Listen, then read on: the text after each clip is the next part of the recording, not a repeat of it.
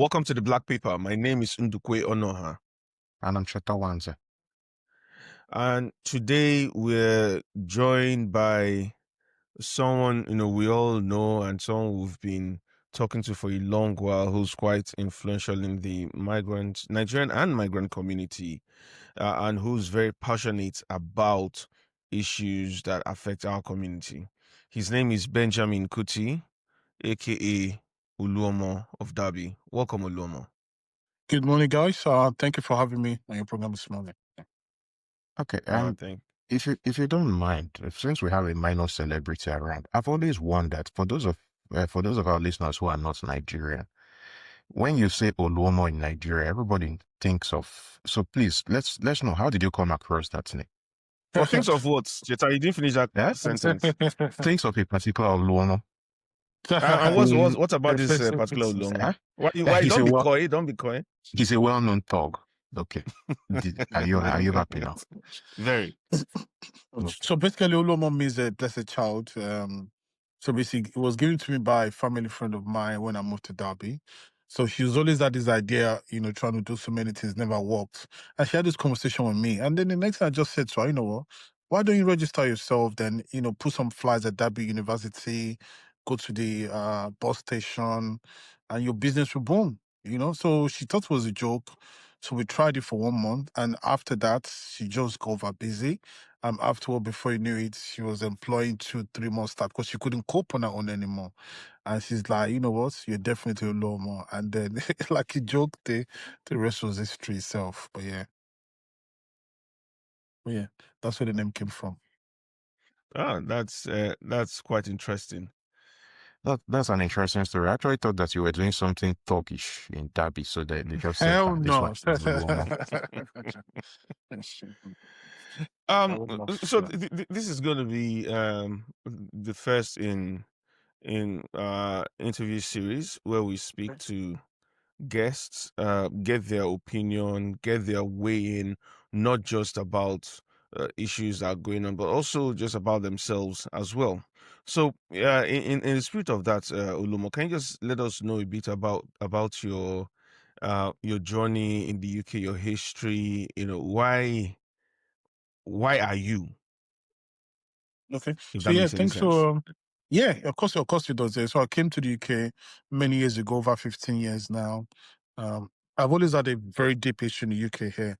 So like my mom, parents been here since the 1980s. I have a sister that was born here in 1990. So I've always come here on holidays many, many years.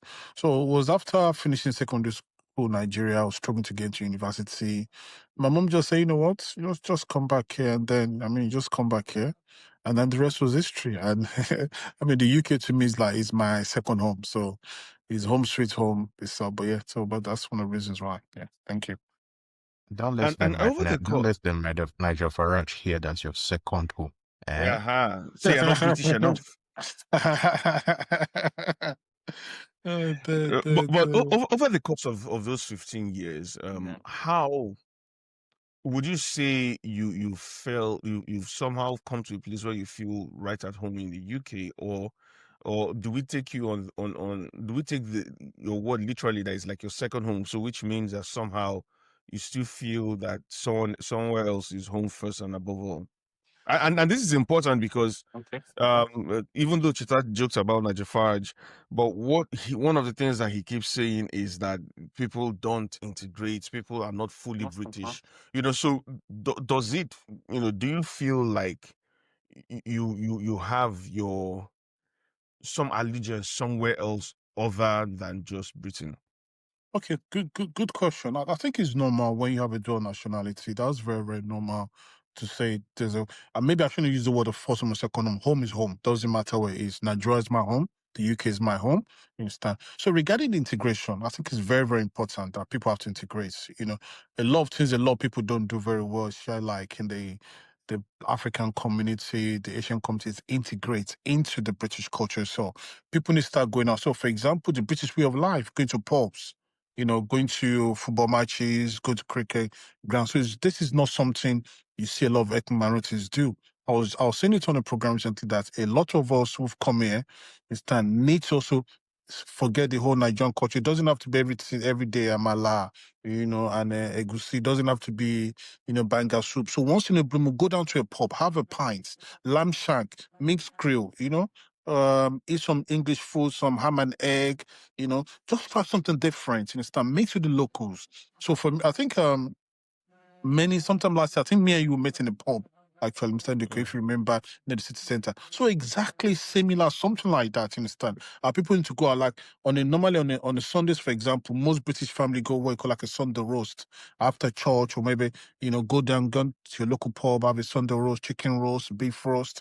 All those things also makes a big difference, because maybe you like it or not, you have to integrate into the British culture, the British way of life. Because listen, you're saying that you want to be a British citizen, you don't have an indefinite leave to remain in the UK. So, for example, you travel to some countries in the world, and as a British passport, that they ask you some questions about the British culture, and you're clueless. So that doesn't tell you that you're a real British person. So maybe you like it or not. I believe I also agree with the Home Secretary when it comes to integration. That is a big, big deal. It matters a lot. So if you're going to come to this part of the world, you have to integrate. It's not just the UK itself. I mean, I've been to some countries like France, Spain, and you see some of the Senegalese people who have gone to those countries, or Gambians who have gone to, you see them, they've integrated very well into those French ways of life, that culture itself. So if you come to this part of the world, it's also important that you integrate into the British culture. So I think it's very, very important for us as migrant community. So what we can do is talk more about it, educate our people more, some of the benefit and purpose to make sure they integrate into the British culture itself. Yeah, thank you. Actually, before you come in, that's quite an interesting answer. And I agree that integration, of course, is beneficial. But there are also for those for whom that will never be enough. So I'll give you another example. Going back to the man who makes this argument only to pull the rug from under his own feet, Nigel Farage, who said of Rishi Sunak that perhaps he doesn't understand our culture. And this is a Rishi Sunak who was born here, he has lived his life here, who by all intents and purposes is British through and through, but who, because of one can only guess the color of his skin, says, well, maybe he doesn't. So if integration, or if going to the pubs or Sunday roast, or even as people are doing now, sadly, even changing their names, perhaps to either get a job or to make it easier for people to wrap their tongues around simple names like Ndukwe or Kuti or Cheta, and that will never be enough. So is it just a matter of integration, or is there something deeper that we're seeing happening? But again, of course, I do still agree with you that sometimes we can be too much inward looking as a community. But I do know people who are out and about, who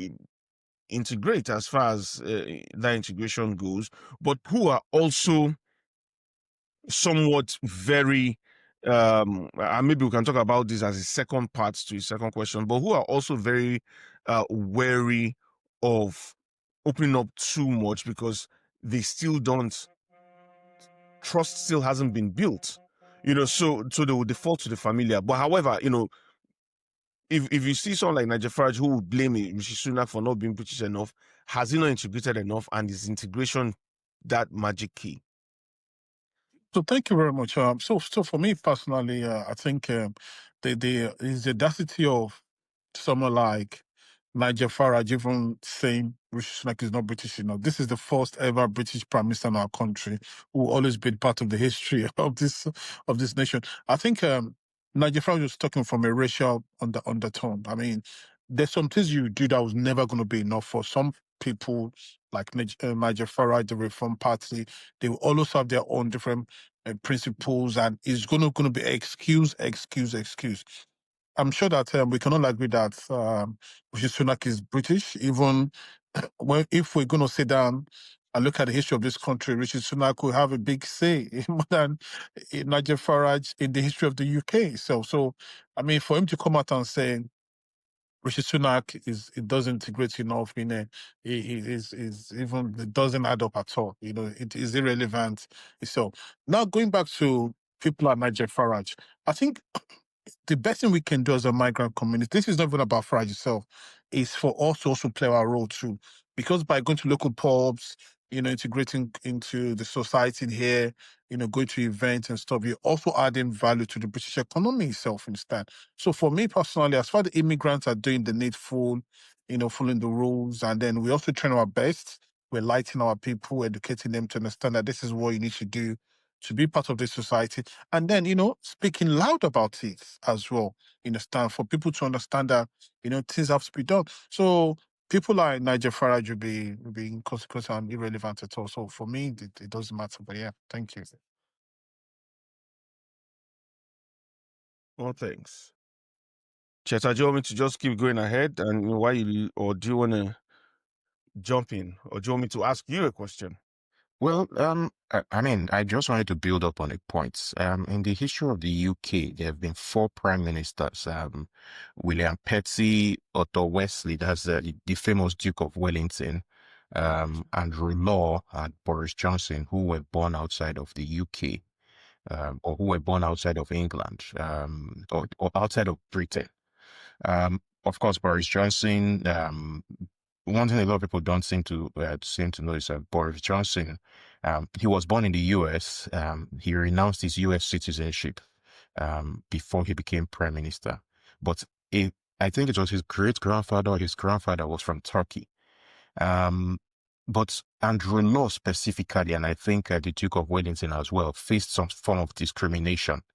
And if people know the history of racism, racism has always kind of evolved. So there was a time that Irish people were looked down on, and both William Petty and the Duke of Wellington were born in Ireland. So they also faced discrimination in their time. This was these people were around in the 18th and 19th centuries. So you will always find that kind of strain. Those kind of people who, as long as you can't trace your ancestry to William the Conqueror or something, they will always say that you are different. I think that ignorance is hardwired into society. So for me, it's besides the point. What I'm more interested in, Mr. Olwomo, is you've been on a very interesting journey. It appears you've also been very active in the community. What keeps you going? So thank you very much indeed. I think after being here for many, many years, for me personally, I've realized that we don't have a voice. We're not loud enough. And also, I don't like using the word comparison to other immigrants community, but listen, but maybe you like it or not. A lot of Nigerians. Can I interrupt you briefly? I prefer the word expat rather than immigrant. Expat. Okay, expat. That's it.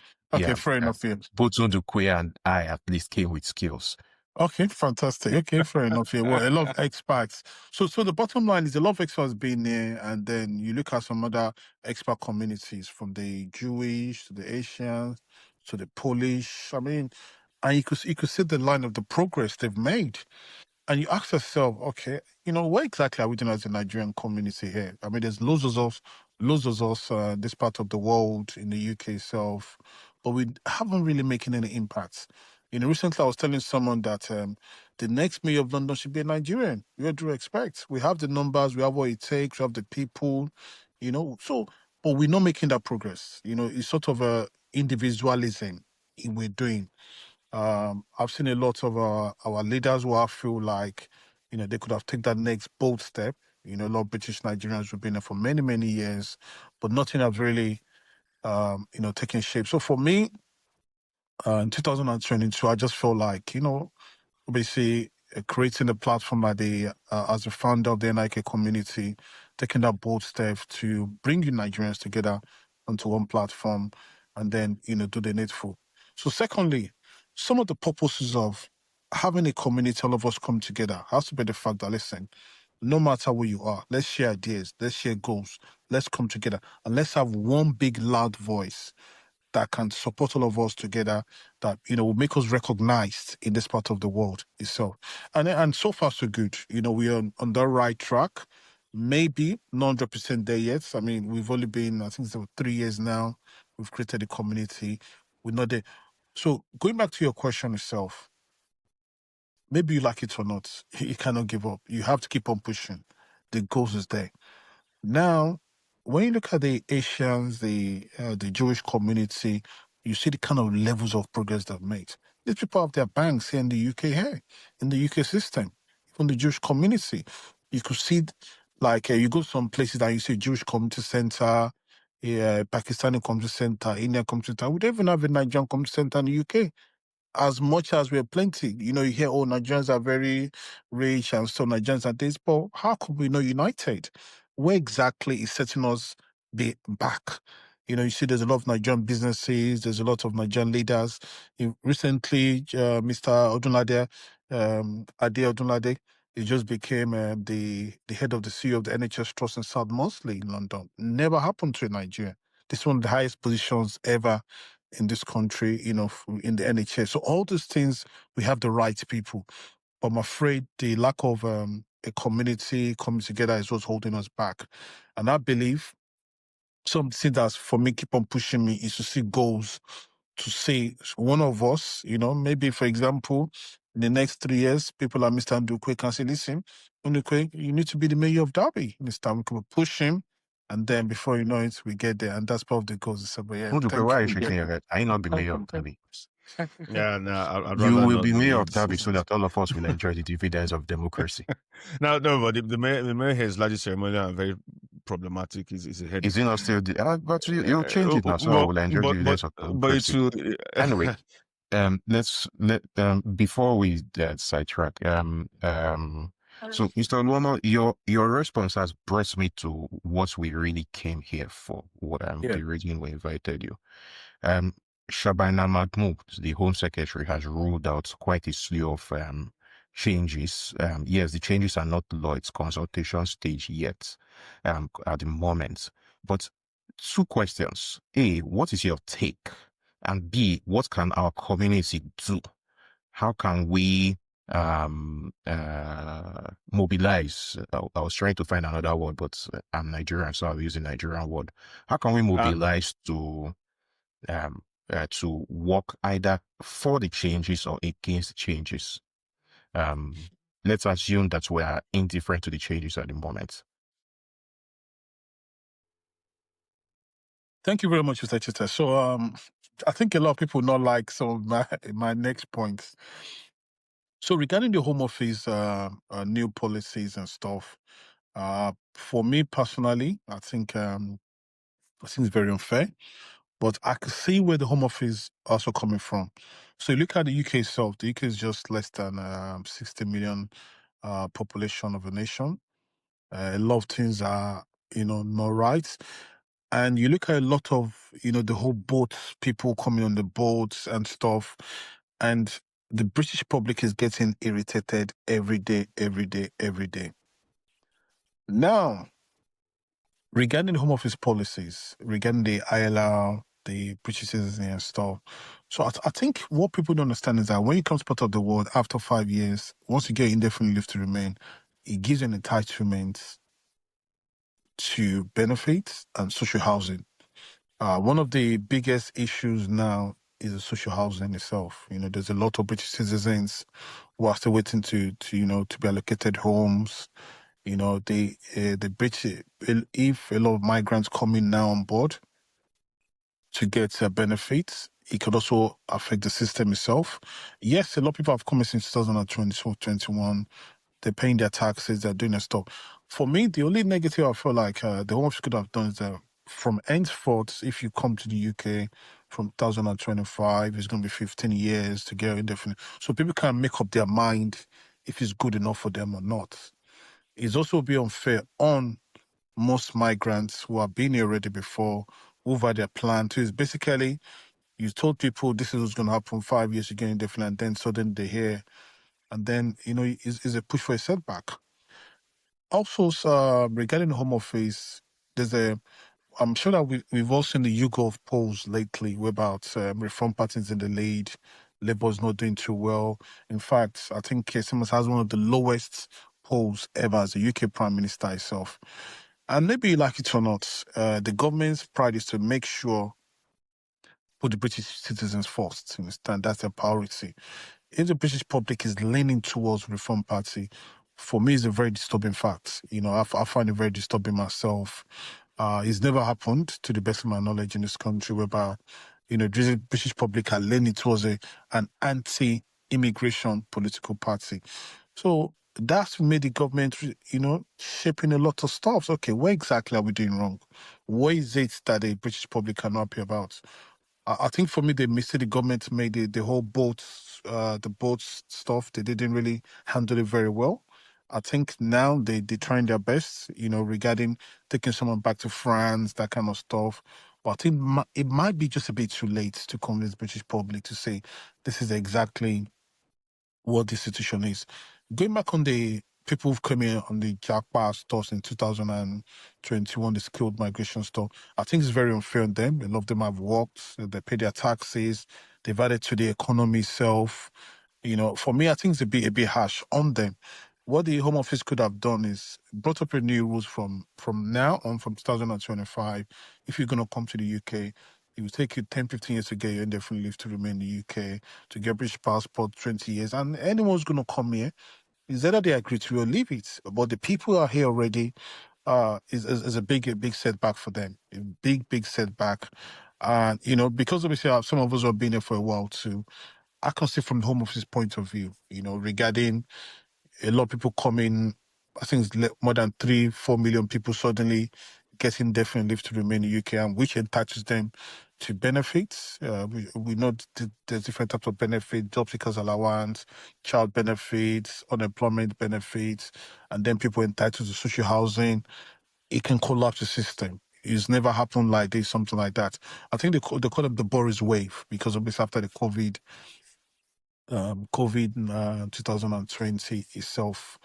But I think from me, my own point as a community leader itself is for us to sit down and sort of have a balance with the Home Office.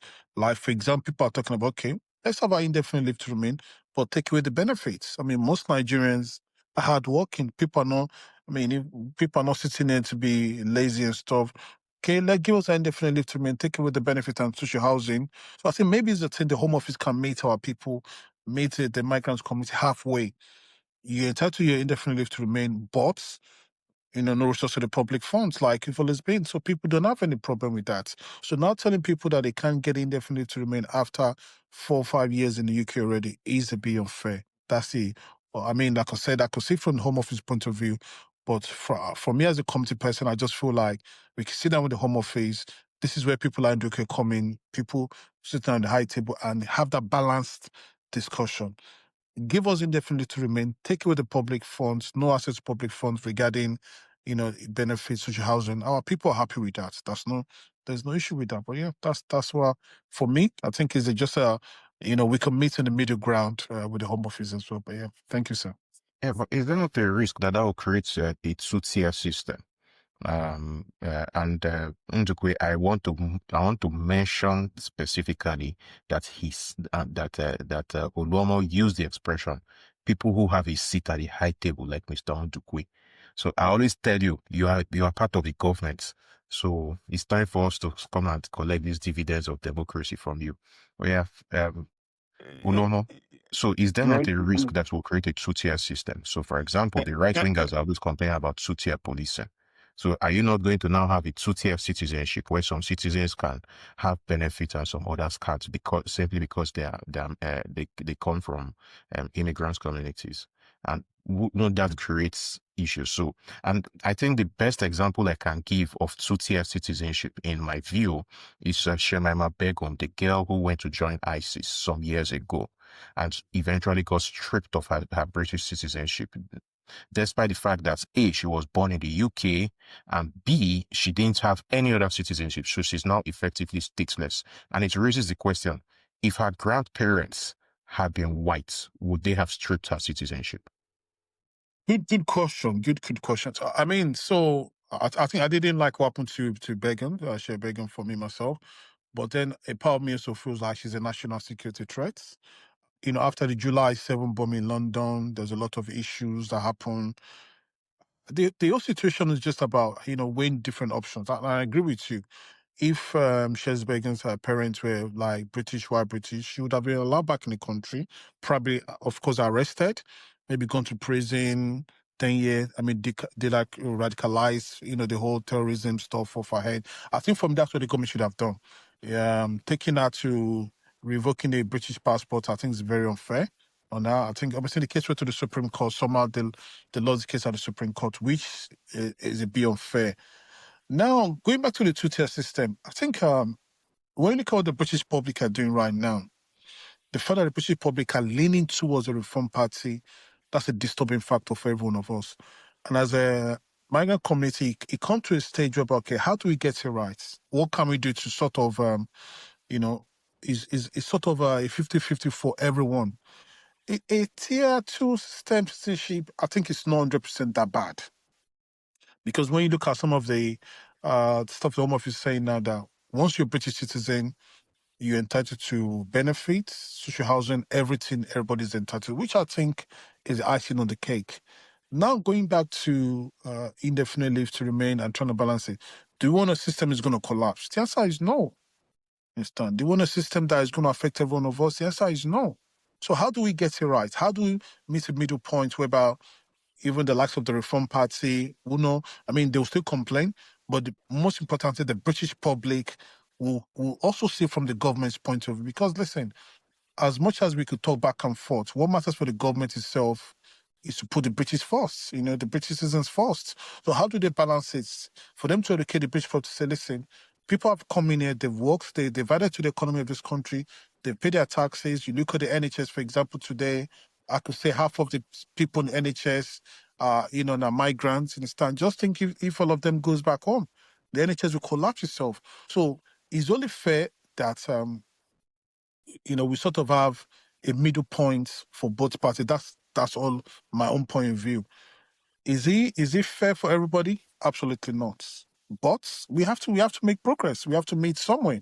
It's better than, people getting, like, for example, care workers getting 15 years, and then you get, innovators, people, investors, the global talent getting 3 years after indefinitely. It's not going to be easy. But I think another conversation I'd love to have one of these days is, immigrants upskilling themselves is very, very important. Now, going back to people like Ndukwe, where he comes in, because I'll use that as an example now. Since Ndukwe came in, joined the council in Derby, we've never had, we've always had Nigerian Independence Day in Derby, but we've never had a flag raised at Derby City Council. We've never gone there and so, but this is because we have one of us in that place now. Instead. And since the Ndukwe is in there, every year we come in there, celebrate our Independence Day, raise the Nigerian flag, the Derby City Council recognizing Nigerians in Derby because we have one of us on that table. And that's exactly what it is. If we can get someone like Ndukwe, one of us like in those high tables, number 10 down the street, who can speak on behalf of the expat, like you say, expat communities and the migrant community, listen, it will make life a lot easier. Because we don't have our people in there, they don't understand what we're going through. They just put one-on-one together. I would love to have a chance to sit down with the Home Secretary to say, listen, let's weigh all these options up. Our people are not bothered about benefits. These are hardworking people. People, how much you're £70 a week? Is that what they're going to survive in? They'll tell you, God forbid, understand? So these are people that are ready to work. Just give them the opportunity to do the needful, make them law-abiding citizens, and of course legalized, and they'll have an impact on British economy. So yeah, thank you. Yeah.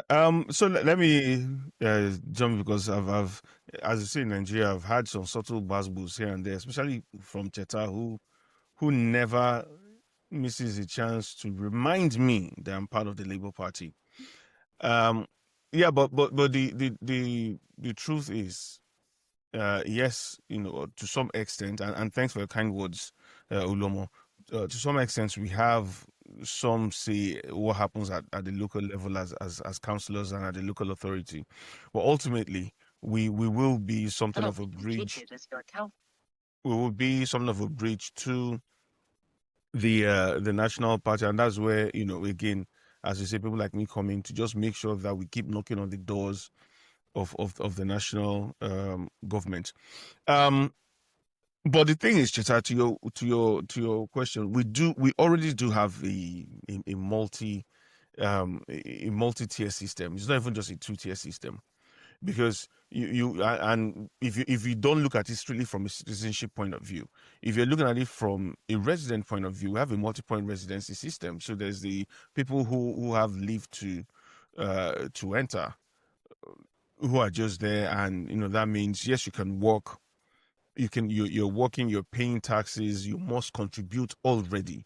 Then there are those who have, or the indefinite leave to remain, which is where you now start getting some stipends for all the work that you have put in, and is on a path to citizenship where you have full rights. However, when conversations, and this is where I sort of like differ with some of the things that have been said already, when conversations around the contribution of people from migrant communities is hard, especially with regards to benefits, there's a tendency to focus just on benefits, but not to focus on the cost of residency.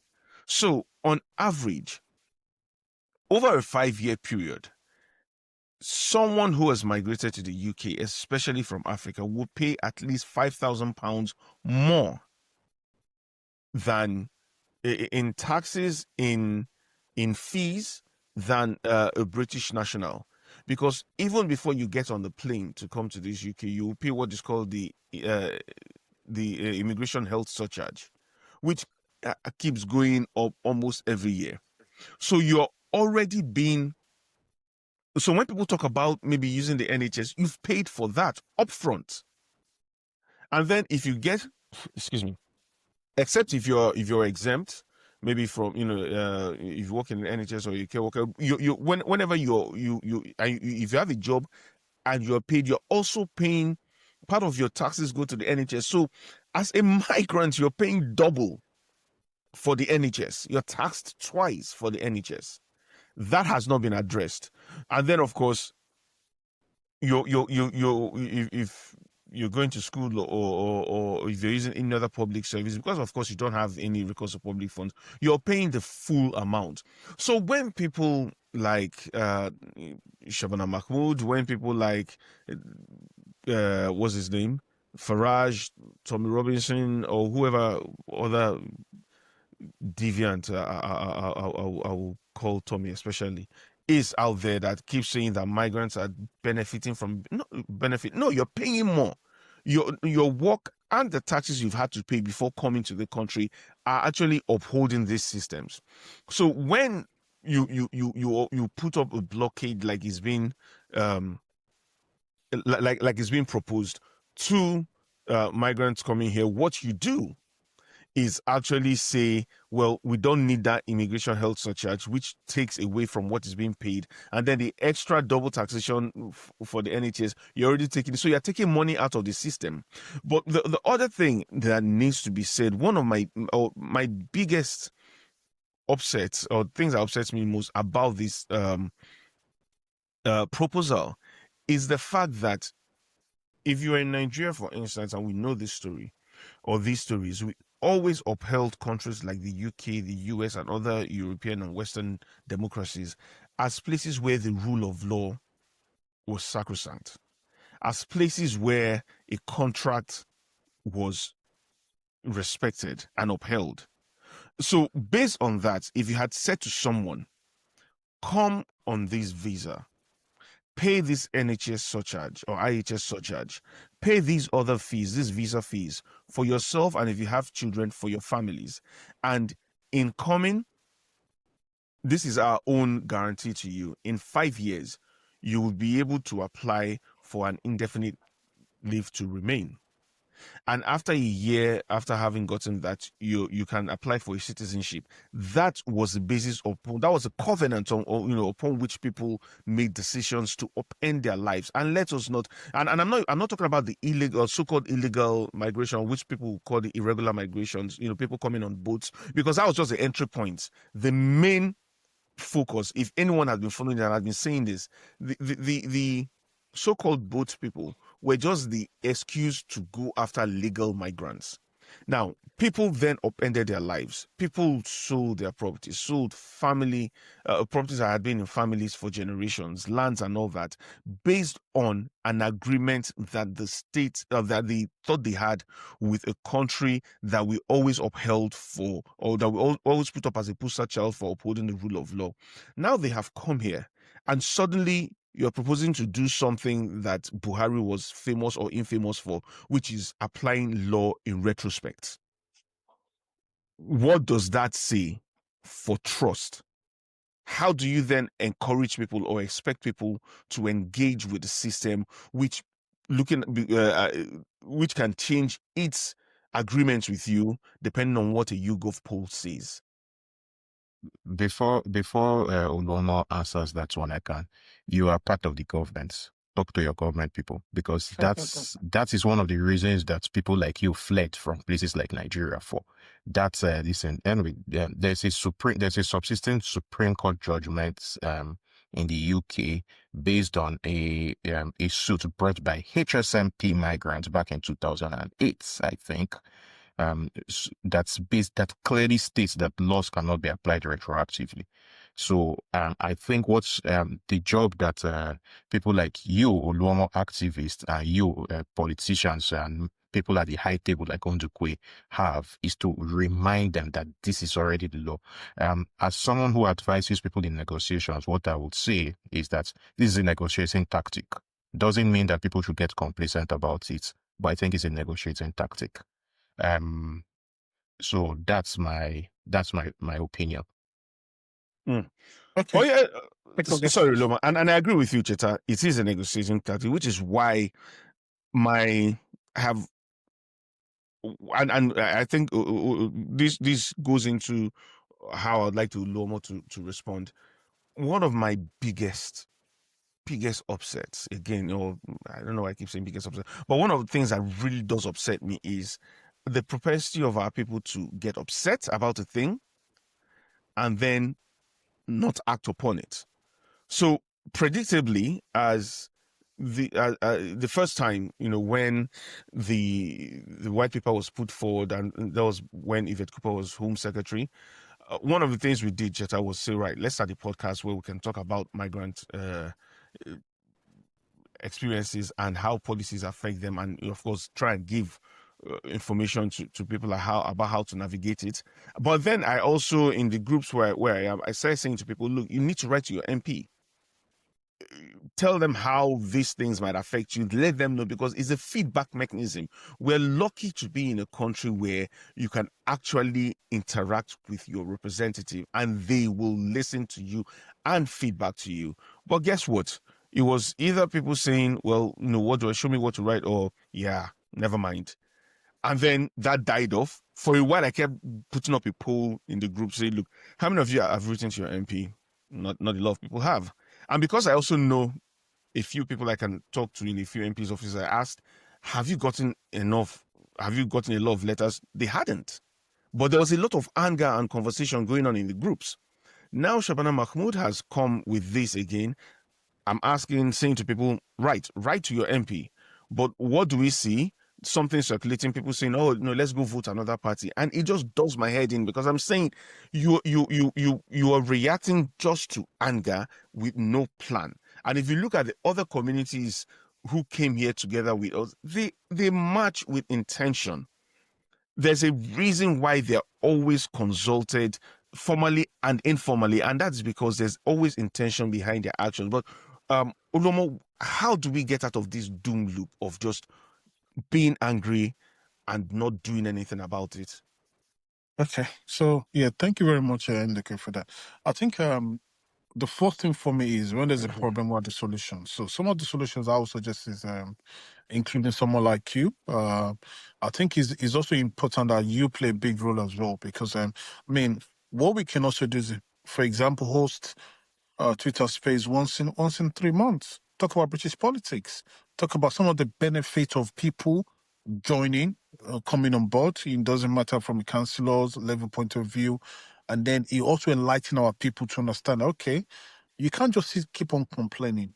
You have to make that change. And that change starts from me and you. Understand? So you can shout all day long, you can scream all day long.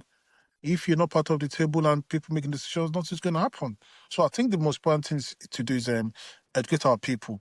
British politics is not Nigerian politics. No one is threatening your life here. No one is doing stuff. So I think that will also help our people to understand that, because when they about politics, some of our people they don't like to hear that politics. So in their own mindset, the whole Nigerian politics is aggressive, they talk rich stuff. So for them to enlighten themselves that this is not the way it is.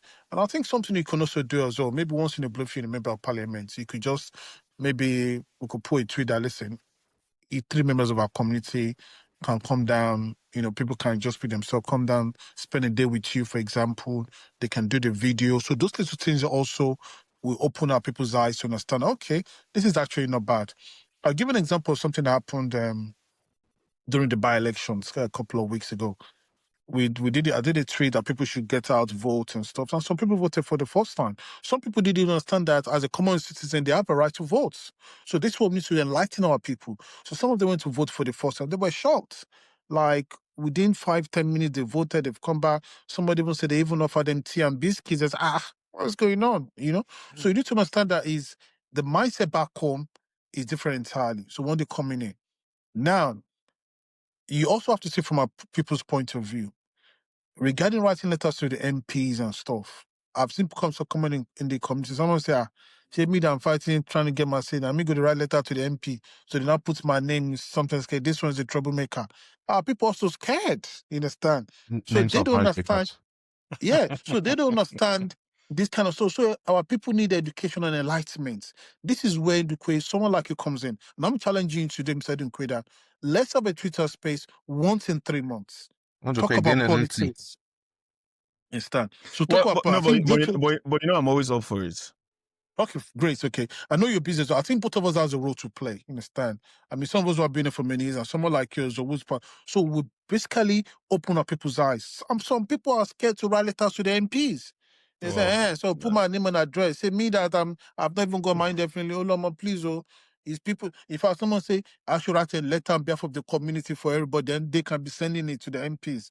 They rather have that rather than have their own personal name there. I say it doesn't work this way because in your local constituencies, you live in your neighborhood, so you have to use your name and address. But people are scared because they think maybe immigration will come and do something. So this something is holding our people back at all times. In fact, for you to see how often it is about some people saying we should. In fact, someone even tagged me and said we should have voted for Labour Party, and Olwomo they shall Labour. We now see where we are now. I said no, it doesn't work that way. Now going to vote for another party doesn't mean they're not going to change the policy 2-3 years down the line. No, let me say this, and Cheta will probably kick me later. But the truth is, I'll always keep saying we need to learn from our other colleagues from other migrant communities who have seen worse than we're seeing now, but who, through their wisdom, because you always need to ask yourself, this person that is going down this route, is there a reason why? If we start the surest way, and this is very cynical, I know, but the surest way to get reform through the door is to fracture the votes that we have as a community. However, now there are arguments that perhaps this is what some liberal strategists are hoping for, that people will get too scared of how reform might come in and still vote them. That should not be, because if you have given, if there's an agreement you have with people, keep that agreement. So the fear of reform shouldn't mean that people should be then forced to vote you. People should not be taken for granted. But I just needed to say this, that the surest way to get a reform who will then show us shege is to then divide those votes on the left.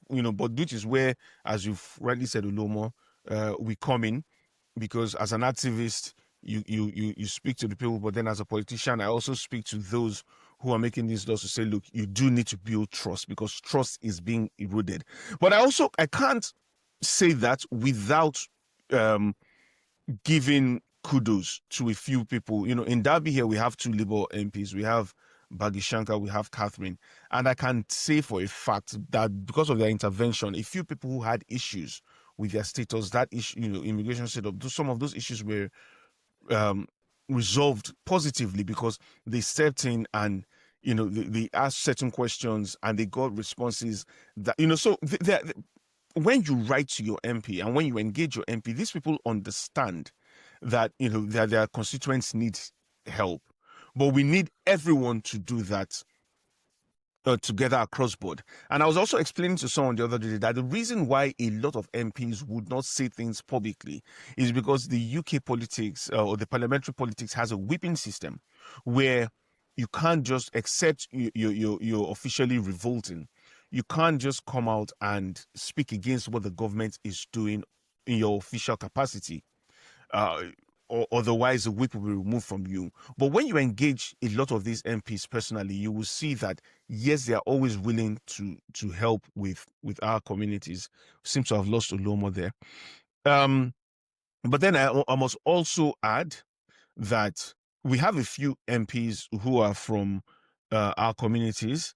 We have one of the most amazing MPs I know anyway, Florence Ashalomi. I will always call her Omo Yami, who actually did stand up in Parliament to ask about what would happen to people who are already on a 5-year path to getting permanent stay. So there are people who are speaking, but of course we do need to keep engaging a lot more. Cheta, we seem to have lost Olwomo. I think it's just message to say that there's a bit of an issue in the background. So shall we? Is it that some people's internet and Debbie's? Oh, he's back. Sorry. Okay, I know that you people stay in the hinterlands. You people have internet problems there, Abby. We're using Blue and MTN. Cheta, I'll have you know that there shall be no Derby or even the wider Derbyshire internet slander. You people have a team called the Rams. So what do you expect? Yes, we will knock you over. Fantastic. Knock what over? You are in division what? In championships.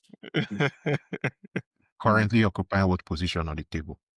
No, we'll be back with the big boys soon. Don't worry about that. Cheta, don't worry about it. We are happy with ourselves. We love our Rams here.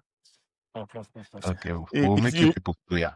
If in fact, Cheta, I dare you come to Derby, stand at Pride Park and say whatever you want about the Rams. Are you encouraging football hooliganism? No, I've not said anything will happen. I'm just saying I'm encouraging you to come and say it. There's an implied threat there.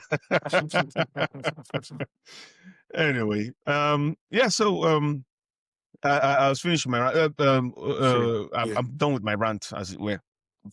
Okay. Regarding the stuff, so for me, like we were talking about earlier on, regarding the solutions itself is, our people have to be engaged. Our people are scared, but we need to reassure them that nothing is going to happen to you. Writing to your MP is just a part of way of life. Writing to your MP doesn't mean the Home Office is going to be checking why you're writing, your details, or they're going to put it in the system. So if we can educate our people and put that across their mind, you see the lump sum, how much many people will start writing to their local MPs instead. Now, thirdly, a lot of our people also are not interested in politics, and like I've always said it. So this one of the things that I think is important for us to be having this kind of educative program for me to understand that, listen, maybe you like it or not, the politics issues will affect your way of life. You understand? If someone comes to me and said nobody's going to get indefinite leave to remain in the UK, so be it. So you have no choice. So it's either you're part of it or you keep on complaining every day. So you also have to make that change if you want that change to happen itself. Now, a lot of our people also who have also come into the UK itself, when a lot of people don't know about how the system works, a lot of people, don't even know what political party, is best for them, what political party is pro-migrant friendly. I think what I can do is sometimes maybe have someone like Kundu, who is a Labour person, have a conservative person. We can have intellectual debate, and people can make up their minds, you understand? Because somebody accused me recently of being a very pro-Labour Party member What in about the UK. Liberal So, Democrats? well, I'm not sure we have a Labour Democrat in our community, but we'll put we'll put a message out there. If we can, Well, we I have can to have the tell you Green that Party as well. the Nigerians that support reform and the Nigerians that support Liberal Democrats. Find them. Well, the Nigerian supporting reform, me and them will be wearing our t-shirts on the program like this because but the beauty No, of democracy is people who support different political parties, and we have to respect that. But yeah. I don't think Nigerian that support reform will want to sit at the same table with me, because even you yourself, sitting on the same table, you're target to even Nigel Farage and his colleagues. So Yeah, I'm I not too remember sure. meeting one about 3 years ago who was actually standing as a reform candidate. Okay. And when I asked, why on earth are you doing this? Do you not know what it will stand for? And then she's like, oh yeah, when they start, I tell them to stop. I'm like, I'm like, what? But anyway, but, but yeah, but I do agree. We do need to have conversations, and also perhaps see if we can bring on, as I mentioned earlier, we do have members of parliament who are of African heritage. The people like I've already mentioned Florence Shalomi. There's Chiomura. Oh God, there's our sister Kemi Badinok. There's Kate Osamo. There's Bayo Alaba. Miata Fanbule, Juliet Campbell, Ben Obase Jekti, Josh Babarinde. There's quite a few, and it would be nice to somehow engage with them.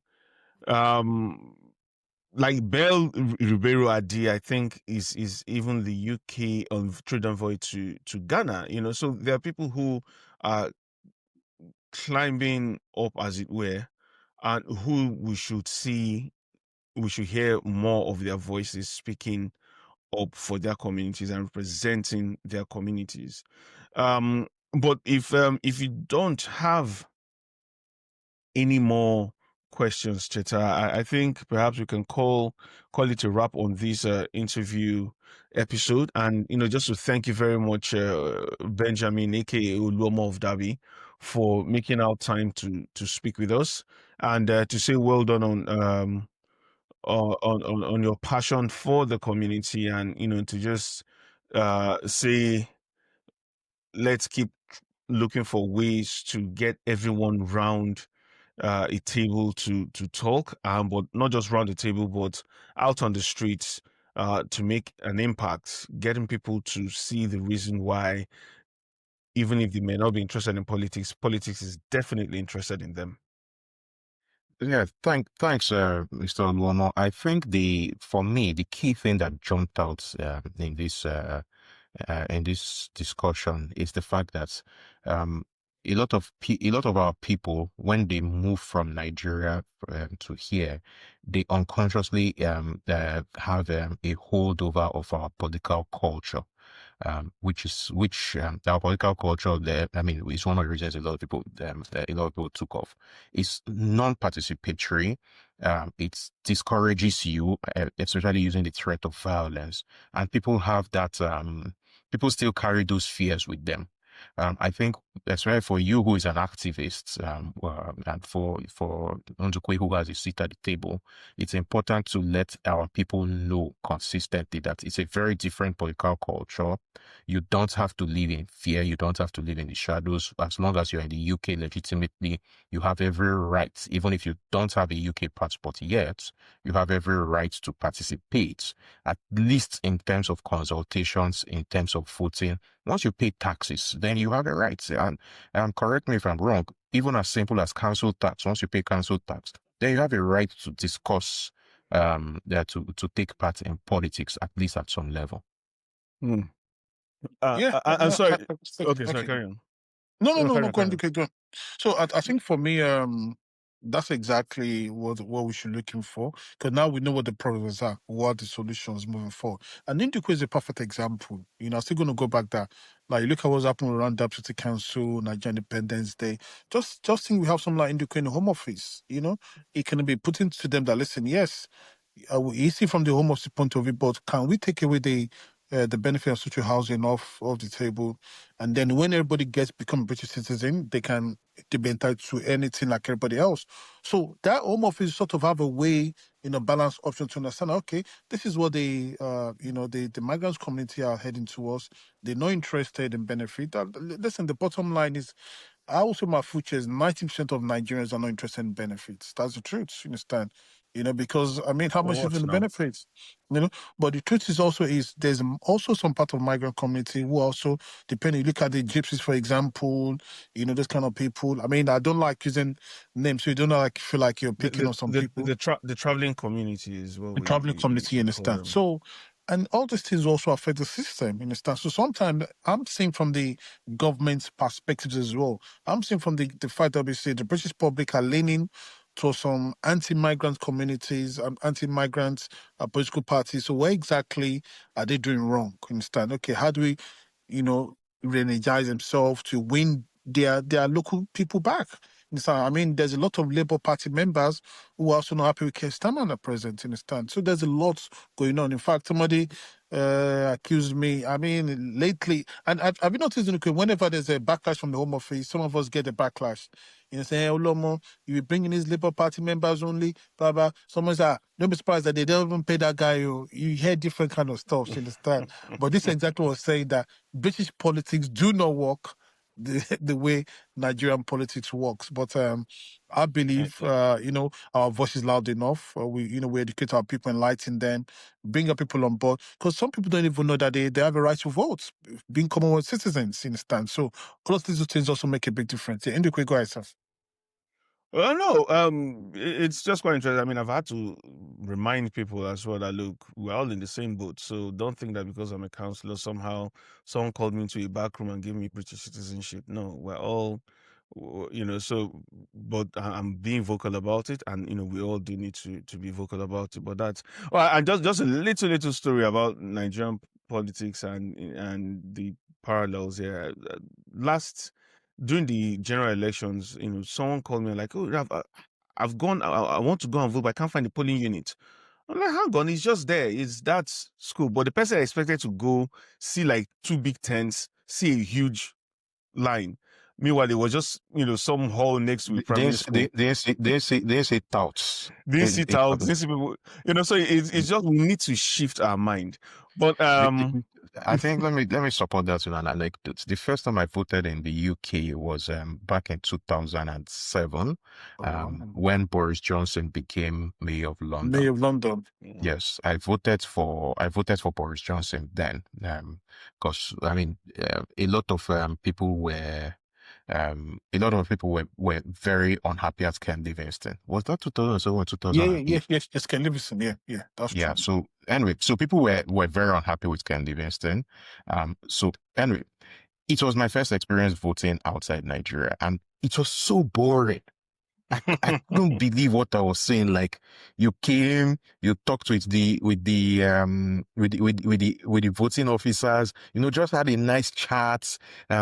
Somebody even offered you a cup of tea, and then that kind of. I was like, where are the touts? Where are you pressing your finger? Nobody's rubbing ink on your hand. Nobody's giving you something to come and vote. Like, it was very, very and that experience stuck with me.